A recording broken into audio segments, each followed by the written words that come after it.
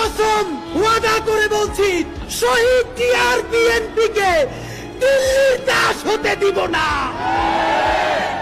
জামাতে ইসলামী স্পষ্ট মনে রাখেন, সাইদি নিজামীদের জামাতকে ভারতের দাবিদার হতে দিব না। শত শত জুলাইয়ের রক্তের মধ্য দিয়ে নেতা হইছো তোমরা। যদি এই জুলাইকে বেঁচে দিয়া দিল্লির দাসত্ব করে ক্ষমতায় আসতে চাও, হাসিনার চেয়েও ভয়ানক পরিণতি হবে।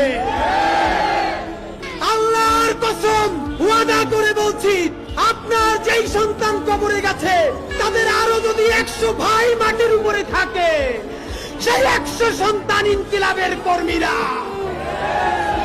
ইনকিলাব মঞ্চের অন্তত একটা কর্মীও বেঁচে থাকতে খুনি, ফ্যাসিস্ট, কোন হত্যাকারী আওয়ামী লীগের পুনর্বাসন চলবে না।